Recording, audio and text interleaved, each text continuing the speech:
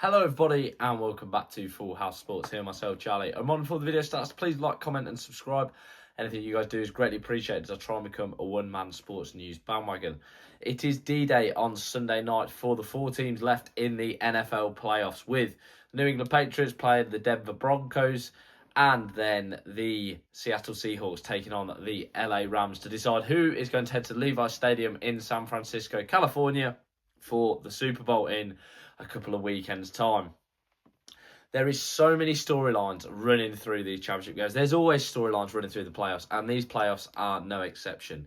I think the place to start is with the Broncos and the Patriots, because on the one hand, you've got Drake May, who has been one of the best quarterbacks without a shadow of a doubt in the league this year, has led the Patriots, who, I'm not going to lie, in videos before, talk about them, I've written off. I've said they've had an easy schedule. I've said what everyone's said. I thought that the Texans would potentially be too much for them last week with their all-star defence.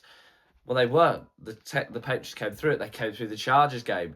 I thought the Chargers might offer more of a threat. They didn't. Drake May has been absolutely superb. That offensive line has given him the protection he needs to flourish, and he has been a real leader. On the other hand, for the Broncos, Jarrett Stidham, know who he is? No, I don't think many would. He hasn't played an NFL game in 2 years. However, he now finds himself at the centre of a championship game. Bo Nix last week against the Bills, breaking his ankle. I've got to say, what a warrior that man is. He walked off. It's worth remembering. He walked off. As someone who's a football or soccer fan, watching it, watching players like break ankles, you're like, he walked off. Like that's warrior stuff.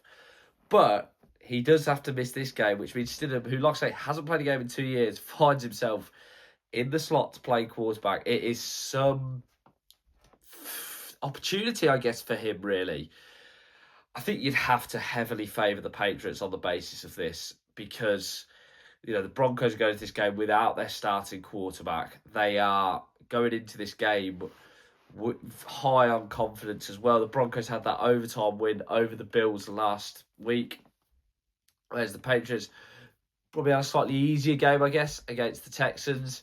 And it looks like New England are going to be probably quicker than what many thought. It looks like they're going to be heading back to the Super Bowl in California. That would be my prediction anyway. But for the story, for the plot line, I would absolutely love the Broncos to do it and Stidham or Steidham to have an absolutely great game. That would just be brilliant. I'd be absolutely made up for him.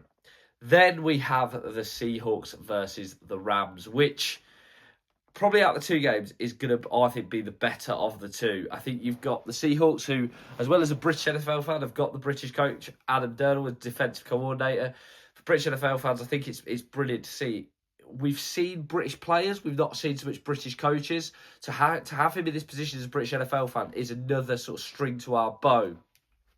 But he's got an all-star offense to deal with in the LA Rams. I've got to say the Seahawks defense has been phenomenal, and they looked great last week against the 49ers. It was an injury-stricken 49ers, it should be worth pointing out, but they blew them away. They did a job professionally. They're coming up against the Rams offense, like I say, that has star after star, including, it looks like, the MVP-elect Matthew Stafford, or I think he will be anyway.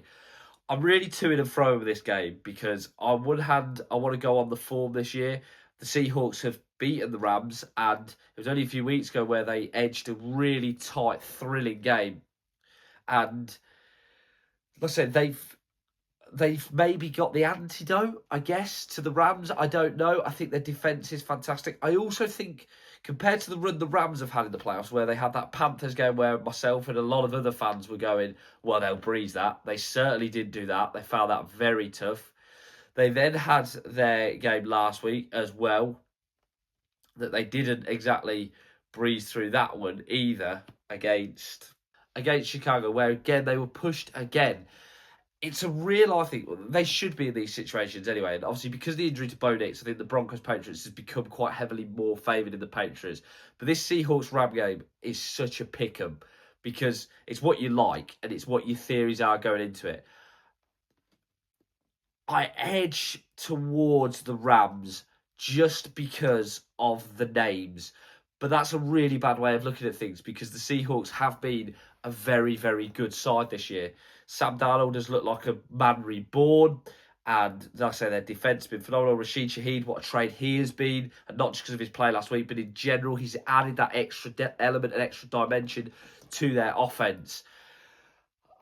I just feel like the Rams getting back to California for they're a Super Bowl team, and that sounds really bad to say and really cheesy and cliche, but with the names on their roster, they are a Super Bowl team, and the stars, I think, will come out in San Francisco, and it will be a Rams Patriots Super Bowl, which is phenomenal. But we could quite easily end up with the Seahawks Broncos. Who knows? As always, guys, please let us know what you think. Please like, comment, and subscribe as I try to cover One Man Sports News bandwagon. Have a great day.